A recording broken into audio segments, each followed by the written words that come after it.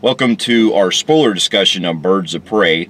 We're going to be talking more about the movie that we didn't discuss in our non-spoiler review. And for those of you who haven't seen it, you're still welcome to check out our non-spoiler review of the movie. It's also the first superhero-ish, would you per se call it, in 2020. Yeah, pretty much, until we get our next ones coming out. Yep. And the full title, The Fantabulous Emancipation of One Harley Quinn. But we just call it Birds of Prey. That's too big of a fucking title. Yeah. It's actually considered the second longest behind Don't South Be a Menace. Central, Don't Be a Menace, Drinking and Juice and Hood. They actually said that both of them like almost go hand in hand as the longest title card ever. But it's actually a good title though. But anyway, so basically the movie is... It actually kind of starts out with something kind of interesting where it does this little animated thing where it tells Harley Quinn's backstory. I will tell you, they actually got the Joker right there. Yeah, because they had him drawn like he was the animated series. Yeah. I was like, oh, hey, look. And then they had the Joker in Harley meeting up in the little animated form, and then it tells the story about how she got kicked out and things like that. And then essentially it follows where, you know, she's living in the times where she's escaped from prison after the events of Suicide Squad. Yep. And then pretty much... Yeah, it's weird because she broke out. And then she gets broken up. And then, like, they're going to lead into something big only to... I think that they just didn't know what they wanted to do. With Leto's Joker? Well, it's not that. Leto's been on and off talk about quitting the role, but here's the thing. After Suicide Squad and a lot of the hate for it, and a lot of problems where everybody's leaving roles, this is where they get to the point where they had something going big, but then they're like, oh, okay. And then you have, what's-his-face lose his job as the director for Suicide Squad. David Ayer. So it's like, what do we do? Okay, let's just make a Harley Quinn movie. Yeah. So that end, you don't know the specific time period from Suicide Squad to this. So you're just led to believe that maybe it's 5 years later, 2, 5. We don't know. We just know that they broke up and she's doing her own thing. Yeah. And then basically along the way she meets Ewan McGregor's character, Roman, who runs that club and everything. And with the appreciation I got of Bruce, I love the look of the inside the club with the red and all that. Yeah, it's pretty cool. Yeah. I will say, and she's working, basically she goes into this thing where she's in depression and she has to work for a strip club and so on and so forth and just going downhill. And I will say that part where that one dude was talking shit to her and she goes, okay, and she jumped on his kneecaps and broke them. That was fucking hilarious. Probably the funniest part of the fucking movie. That shit had me like laughing hard. I was like, damn, his knees went in. Fucking, they had a thing about kicking knees in this movie. They did, yeah. That was a big fucking thing. It happened to 3 people in this movie. Yeah, I noticed that. It's like, what the fuck is going on with kneecaps? But that fucking hurts. It looks real. Yeah. But anyways, yeah, this is where she meets Roman, who's pretty much a fucking, you know, he killed, like, hurt one of his, like, his driver. And he acts like he's gonna fucking hurt her, but he still thinks that she's still with the Joker. So he's like, oh, I don't want to fuck with you because it's the Joker.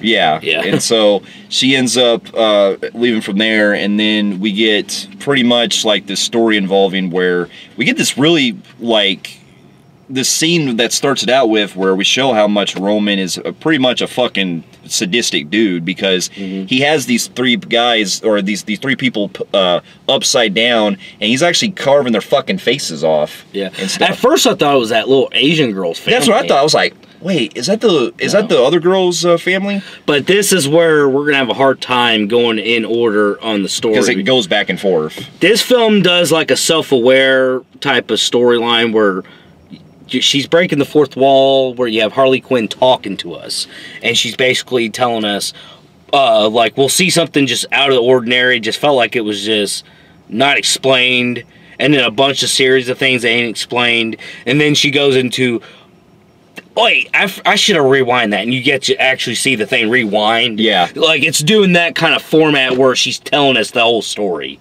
and then she'll fuck up the story on purpose, and she goes, oh, wait, I lied to you. This is how it really went down. So this is going to be the hardest fucking part to talk about because, honestly, this is like, if you want to see pros and cons, watch our non-spoiler, because this is where I was having a lot of fucking issues. So we'll try to break this down as best we can. It also involves where Harley, after she gets broken the Joker as a way of getting rid of her out of her life, she throws her necklace away, and then she tosses a fucking 18-wheeler into the Ace Chemical factory, where we get a brief glimpse of the flashback where it shows her from Suicide Squad. Yeah, where she fell in the thing. Yeah. And at first, when I saw it in the background, I was like, hey, you know what that kind of looks like? It looks like the Ace Chemicals from Tim Burton's Batman at first. And then when it blows up, it turns into fireworks. I was like... Yeah, and I felt that was kind of odd with the whole fireworks thing. Yeah. It just kind of campy to me. While this is happening, there's also another subplot involving where there's this detective, Renee Montoya, who's played by Rosie Perez, who ends up going to this... place where these guys got killed, this mob family got killed by this person that was wielding a crossbow. Yep. And then there's this, they call her the crossbow killer. And basically it involves where the crossbow killer is played by Mary Elizabeth Winstead, who's on a vendetta against, as we will get to later, on her own, involving some back history with her family. And while this is happening as well, we also get another plot involving where you have this little girl who's like pickpocketing people and stuff. This little girl, and she ends up eventually pickpocketing this diamond that was out of one of his henchmen, Black Mass. Black Mass's henchman. I think it was the guy, the Victor Zoss guy, who in the comics has all the that's scars. The guy with the scar, and he was also, if you remember from Batman Begins, he was the one with the big fucking shank. This is going to be off topic, but I cannot look at that guy right, because he makes me think of that one dude from Sleepaway Camp. Yeah. When he grew up in the fourth one, that shitty one, where he's like, Angela! Because he actually has that fucking same blonde hair. Yeah. Oh, the fucking brother, Peter, or whatever. Yeah. Not Peter. What's his name in that? Ricky, I think? Ricky, yeah. And I just couldn't help but thinking it looked so identical to him, and it was funny. But I will say the dude that plays him is very good, and it was dark. Yeah. But anyways, yeah, she steals this priceless diamond, and it's basically Huntress's family, and they were filthy fucking rich, and they imprinted all their money in this diamond, where you can find the cryptors of how to get to their money. And Black Mask has it, and his henchman's holding on to it, and she pickpockets, and basically the whole really basic story, essential, is them, Black Mask and them want the little Asian girl, and they want to get it, but the thing is, she eats it. Yeah. So it doesn't get taken by the police, because she gets arrested for pickpocketing, and they basically were like, all right, we're going to carve it out of that bitch. You know, we're going to cut her open. She's a child. So, you know, you got Harley Quinn pretty much, you know, when she runs into Harley Quinn. They end up bantering together. When did they fucking meet? I couldn't... It was when, okay, so essentially they meet because Harley Quinn gets captured by Black Mask's henchmen because... she ends up knowing, like... No, they found out that the Joker... Alright, Harley Quinn has been doing bad shit to everybody for many years, but nobody would touch her because she was with the Joker. Everybody got word that her and the Joker broke up. She did that shit to Ace's Chemicals, which kind of fucked with Black Mask a little bit on financials. It was also... And he found out, oh, hell yeah, I can get that bitch. Victor Zoss told Black Mask about that. Yeah. That's when he tells him that... Because there's also that... Because it was when he was showing Canary, the main girl and the singer, inside his house, showing about all of his stuff inside. And this is where I was kind of confused too, because I was wondering, like, how the hell did this guy know that? Why didn't he tell him earlier in the film that she was broken up? It seemed like he knew the whole fucking tale. Yeah. I was like, why didn't you tell her the whole time? Slow down. So sorry. Yeah. But anyway, yeah. But yeah, he knew the whole time. He's right. This is 30 fucking minutes in this movie. We see a lot of scenes where they're together, and it's like there's a lot of shit that happens in this movie. Like, why did that not happen earlier? Especially with the one girl. What's the mixed girl's power? Canary. Where she saved her powers for the end of the fucking movie. Yeah, there's shit that was like that. I mean, and why did his henchman, who is really honest to Black Mask the whole movie, not tell him until later on?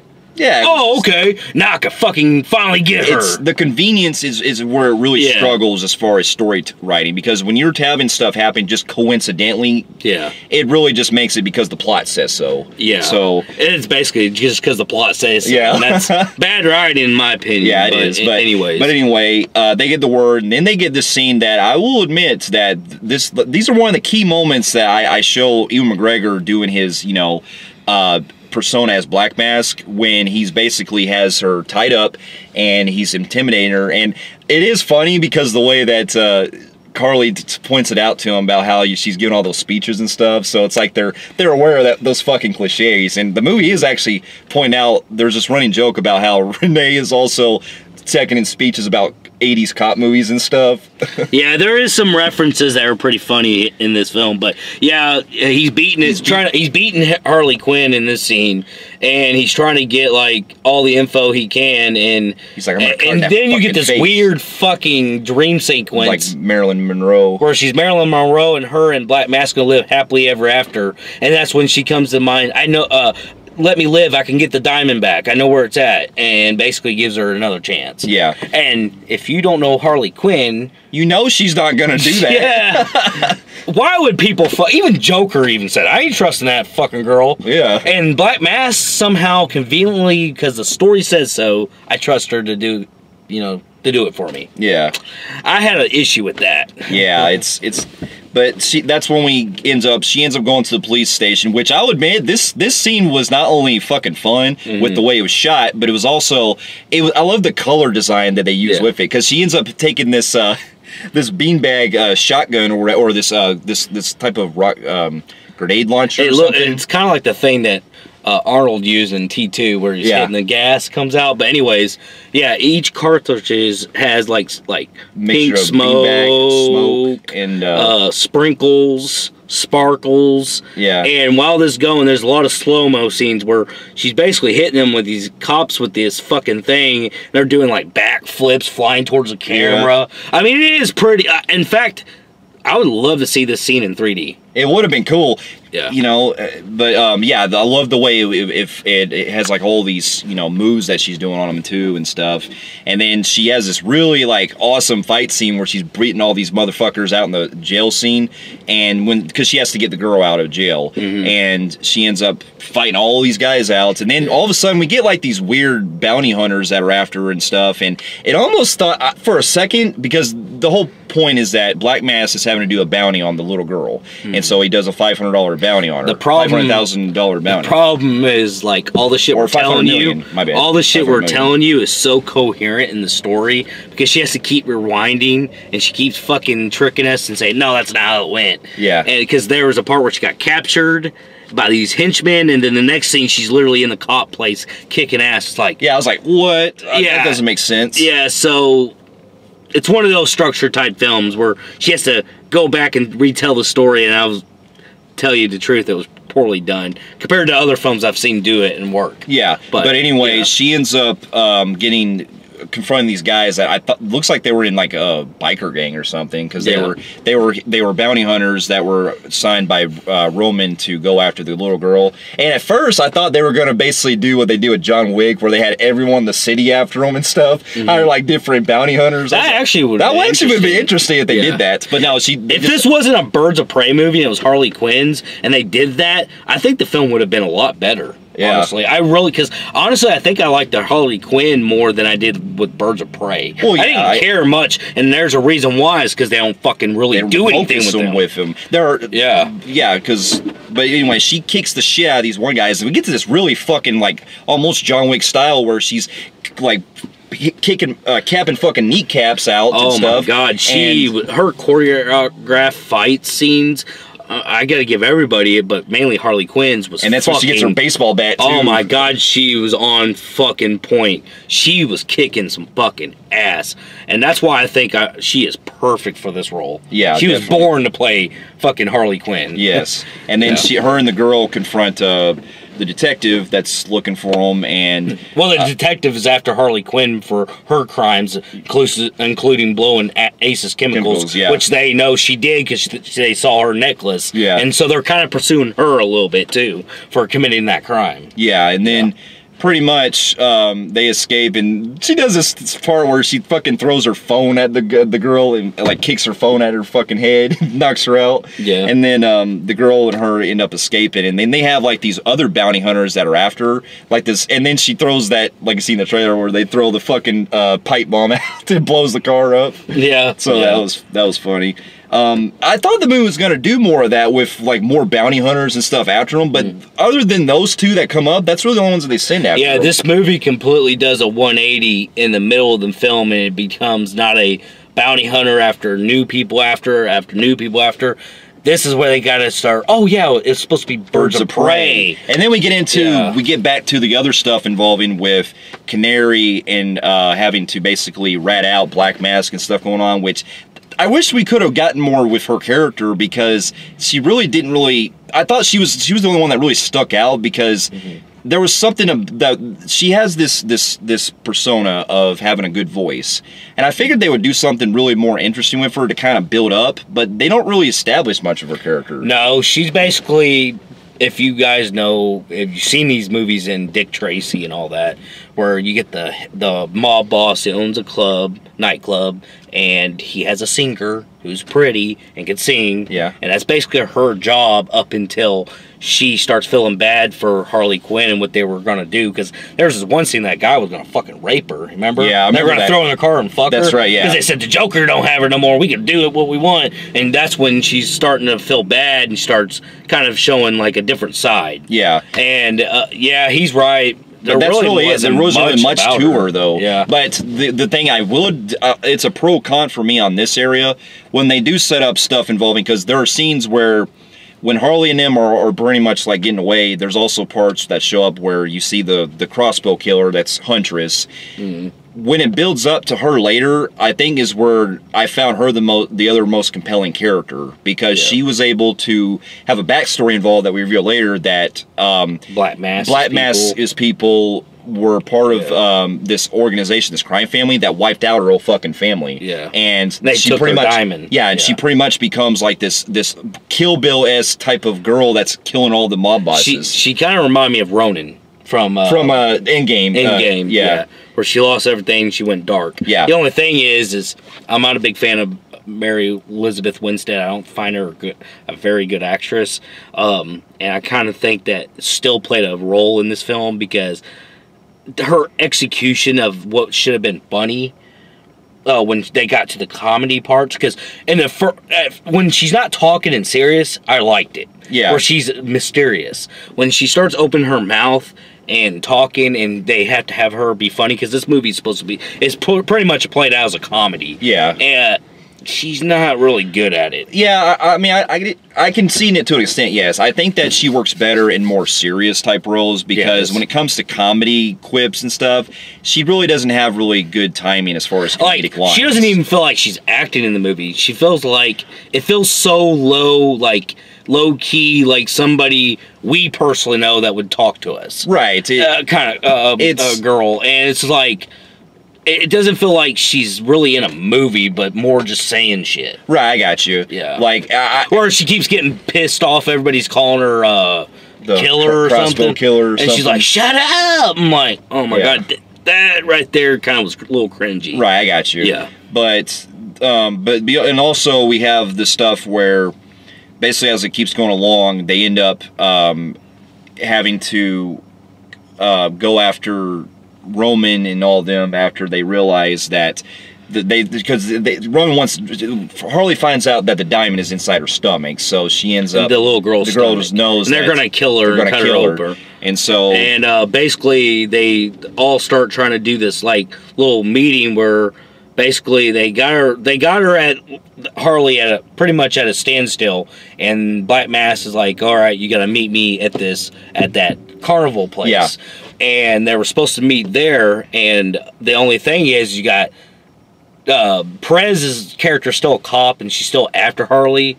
And then they start realizing the girl who works for Black Mask, Pinterest or whatever, Canary. They realize through a text message that she's a rat. So Black Mask is realizing that he was portrayed by, pretty much you think that was going to be his woman. Yeah. And he fucking goes fucking nuts right here, and he puts on the fucking his black mask, and you know that's when his calling cards come, and I'm like, uh-oh, he's pissed. Well, and this is where they got to meet at this place, and you got everybody having their own little way of how they're going to deal with it.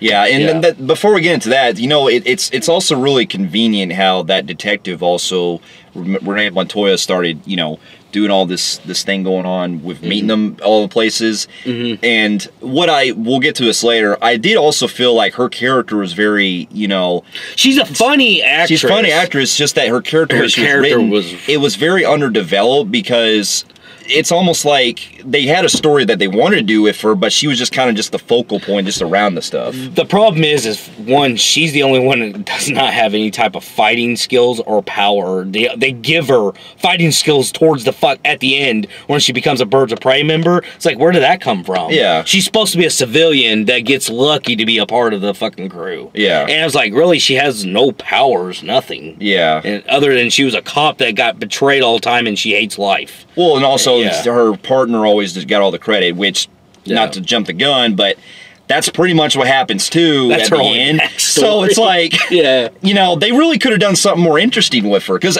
if you don't recall, Renee Montoya was actually in the animated series as a cop. And they actually have done really good stories with her in the animated series and in the comics. So there's a lot of potential that you could have done with her. But I still appreciated Perez's performance, though. But anyway, they get to the final act where it goes to this amusement park that I'll admit my favorite part. Because I love, not only did the production design look really fucking like remind me of something right out of the Arkham games, like in Arkham Origins, or either Arkham Origins or one of the other ones that involve where you're at the amusement park and you're fighting Joker's goons. I like how they were self-aware, where a lot of people were really wanted to see her have the big ass hammer and all that other crap, but she didn't really use it in Suicide Squad. So then they were going through her hope chest, because Black Mask shows up with a fucking army, and they're like, okay, let's look at the guns, but Joker took all the guns with them. So they're like, okay, let's go through my hope chest, and she pulls out what we wanted to see in Suicide Squad, but we got in this film finally, which worked perfectly in the setting. But it shows them actually show her shirt from that movie, Suicide Squad, and her bat, and she's like, oh no, that's just sentimental values. And then she pulls out that big ass hammer we wanted to see, her classic iconic fucking weapon. And I was like, fucking A, that's how you do it. And we get this epic fucking battle where, I gotta admit, I love it. This was scene. Fucking. This is probably my favorite part of the movie. Yeah, this was fun. This was a hell of a roller coaster ride where you're having them like beating the shit out of these guys. This fun little music park, and I loved Harley Quinn because she fits perfectly in like I played her in some of the video games where she's like, she uses it to her advantage, the amusement park. Like she'll jump from ride or use like these little slap happy little things and they'll throw her around. And she's bopping back and forth like a pinball, knocking motherfuckers out left and fucking right. On top of that, I gotta give credit to some of the other girls too, like especially the Huntress. Like, given for what she is, I do admit Mary Elizabeth does work really well on the fucking physical level. Because when she's beating the shit out of these guys, she's not only using her crossbow, but she's like, you know, taking motherfuckers down and stuff. I'll give you that. She did. And you know, all these girls, they're kicking ass. And then eventually we get it to where they're pretty much having to... Well, they run out. Well, they kick everybody's ass inside, but Black Mask is... when the girls, I don't know why they didn't think he was outside. They saw him in the previous scene before all the shit went down. But then they thought, okay, it's a smart idea. We did it all, we think. Let's run out there. And then that's when they're getting shot, and that's where Black Mask has the other half of the arm that has guns. So they realize, oh fuck, you know, we can't do that. We ain't got no bullets. And basically, they get the little Asian girl and they take off with her, and that's where we get another classic Harley Quinn thing where she likes to use skates. Really. And that was, oh my god, it was fucking hilarious. But anyways, they were able. This is where I bitched about earlier, where that girl finally showed her powers. Because all of a sudden, out of the whole movie, she just decides to let them get away and stuff, to let the other girls get away. She ends up using her voice to scream out, which if you would have built up with that, it probably made sense, but it just comes out of nowhere. This girl has the powers where when she screams, she sends shockwaves, and it pretty much shell shocks everybody. Hell, you could have probably gotten Black Mass right there and captured him. Yeah, the only explanation we get earlier at the beginning of the movie is that it was just foreshadowed by Harley Quinn when she said that she has a voice to be reckoned with, or some other line that she said. With, but never uses it. She has the voice of something, I don't know. But that's it. There's really nothing about that builds up to this. It just comes out of fucking nowhere. Yeah, exactly. You know? But anyway, they escape, and then they have this bike chase where it shows Harley Quinn on the fucking bike of roller skates. On the roller skates. Yeah. And she hooks onto Black Mass's vehicle, and that's when, you know, it's funny because Black Mass, being as paranoid as he is, didn't realize a fucking bike was following him, and two, he didn't hear her hit the fucking thing up until that Asian girl said Harley, and then he goes, oh shit, he goes, and he's telling his driver to do some shit, and I'll tell you, the way she fucks these guys up in this fucking car trying to shoot her, holy fuck, she kicks some fucking ass. Oh yeah, she like that one dude, she knocked him out by swinging in there and kicked him with the skates, and then kicked that one motherfucker out. I mean, it was badass. But anyways, this is also the car. This is unfortunately the part where we lose the mask because he ends up pulling it off. Well, they crash and he gets his face all fucking cut up. Yeah. Well, anyways, we get to this part where another favorite part, setting wise, I thought kind of fit like Penguin-esque kind of mood. And we get to this pier that's got a lot of fog, and it looks run down. And it's between Harley Quinn, Black Mask, and the little girl. He has the little girl by gunpoint, and he's taunting Harley Quinn, and basically you can see the madness surrounding her, which I liked the way it was, like she was scared, and stuff, and you know, and he's basically like, you need me, you know, it's like. And then she finally comes to her conscious, like, you know, I don't need no one, not you or anyone like Mr. Oh, I forgot to mention that at the carnival scene, she had a bullet that was remaining.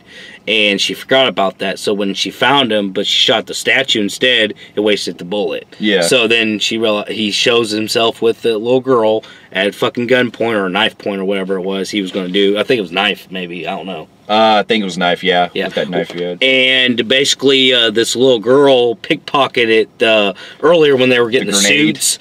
They were getting suits all together, and she had a grenade she had from years ago that was in the thing.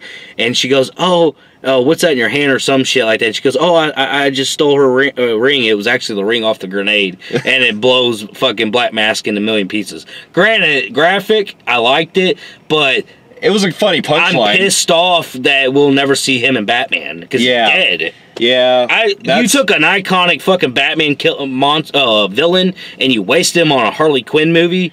Yeah. Though I know it's probably going to be outside the universe, I wouldn't be surprised if they're setting that up with Robert Pattinson's Batman, because if I recall, I think Black Mask was one of the earliest villains with Batman, so that's probably why. Because if this is in the Ben Affleck universe, you probably get the idea that he's probably already had to deal with them before. Ben Affleck universe, and they ain't gonna ever be completed. No, I'm talking about the older Batman. Yeah, but now we got Robert Pattinson going in a totally new direction. Well, I know. I'm just saying that's probably what they'll do for it. But anyway, it was a funny punchline, but I agree. I was like, it was a little like too quick for it to be like that, I guess. I mean, they could have done something a lot better, because they built up with him being, you know, pretty much a punchline. Yeah. You know, and I think that they could have really done something a lot better going out. Exactly. But it was still fucking brutal as hell. Yeah, I mean, it was graphic. You know, like the graphicness, it was pretty graphic. But anyways, they all pretty much save the day, and they end up going their separate ways, and they end up having the... Well, the girl shits out the diamond, and, you know, Harley Quinn gives the diamond back, I think, to Huntress, because that was hers. Yeah. It was her family's. And she used that money to form the Birds of Prey. Which, by the way, Birds of Prey is not even a thing until the end of the movie. Well, yeah, and we also get this where Montoya ends up quitting her job as a detective after she pretty much becomes the vigilante, which, granted, like I said, all the stuff involving with her could have built up a lot better, but it was all pretty much rushed in order to get it to the Birds of Prey. Yeah. And also we get it to where Canary joins them too. So they become the actual Birds of Prey like we know in the comics. So so that if they then Harley Quinn just goes on her her way. I think she adopted that little girl. I think she as did, as her apprentice. So yeah, and she starts. Do we see them too with the Joker? And Joker like, who the hell is this? I don't know.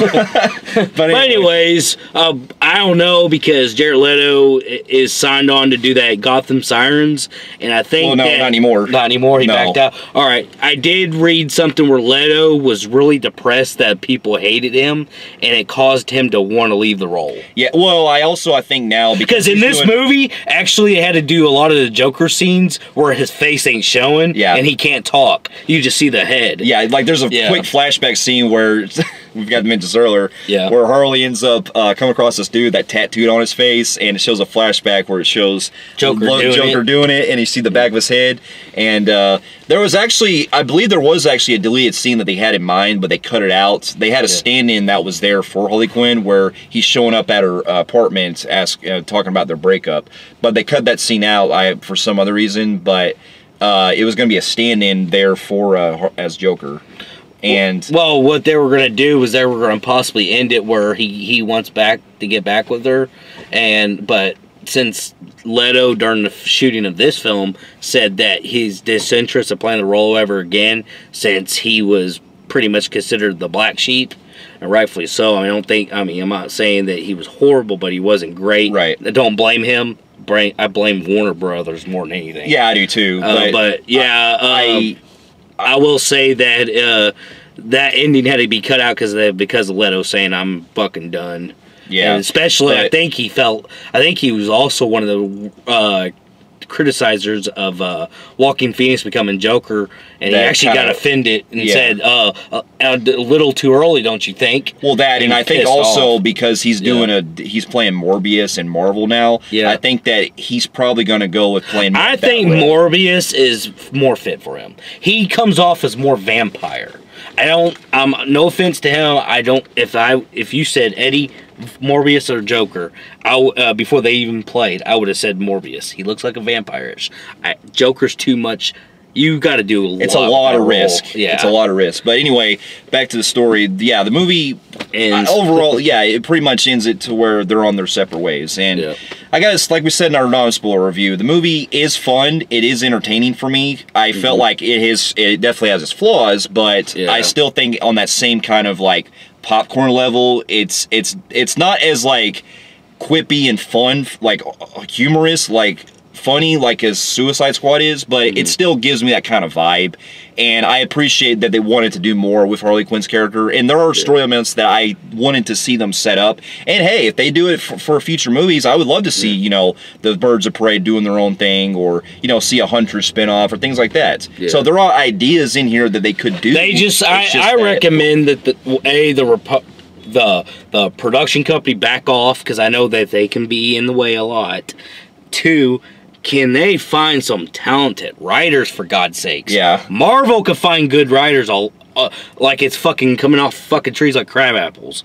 But DC keeps fucking... It's either a goddamn wrong director, or it's the wrong writer, or the wrong screenplay editor, or something. It's wrong cast member. It's like, goddamn, can you not fucking have can you guys do it for once perfect? It needs to be more like self-contained, because I think the problem is that when they do ensemble films, they always kind of struggle when it comes to like, okay, which one do we think is more crucial? Well, you got to think here. This is a problem with fucking DC, is what they did wrong. It starts with Man of Steel, dark. Yeah. Then it goes to dark to where they started doing and Wonder Woman's kind of like dark but steady, calmer. Then you start getting into more entertainment value with Aquaman. Then you start to get into the more campy shit like this. And if you want to Shazam. So when you combine them all together, it becomes very tone deaf. Yeah, I can see that. So that creates a fucking problem there. It didn't know what identity it wants to be.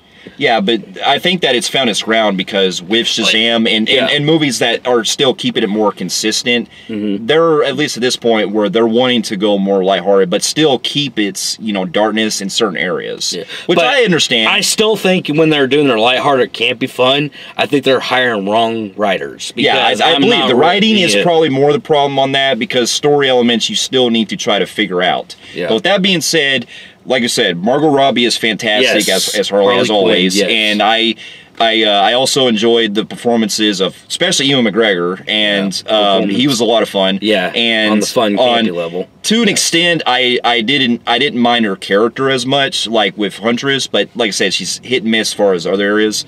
Rosa Perez was great, you know, she was funny, and the action, like we were saying, it just really captures so much of I'm more the last 20-minute fan than I was the whole movie. Right. But the last 20 minutes really pays off with the atmosphere and the setting.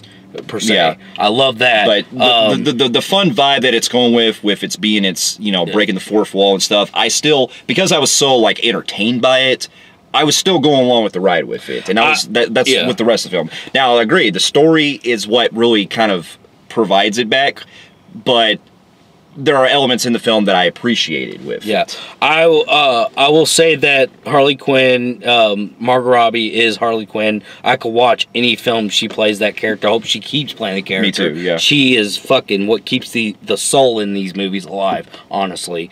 I enjoyed towards the end, but I thought the story was ungodly messy.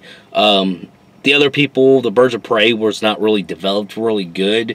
I wish it just would have been a Harley Quinn and that little girl movie, honestly. But I would like to see what they could do with Birds of Prey, especially getting the right characters like Gordon's little girl. because Barbara Gordon is supposed to be, you know, she in the comics, the original comics, Barbara Gordon and I believe Canary were the ones that actually set it up. But anyways, the cinematography, all that stuff is, you know, I go in more detail in my non-spoiler if you want to see my what I thought was good and not good in that. But anyways, that was Average Joe on the Film Phreeks meter. Yeah, it was a high average Joe for me on the Film Phreeks meter. So for those of you who have also seen Birds of Prey, let us know in the comments below what you thought it, and we'll see you in our next review. All right, see you later.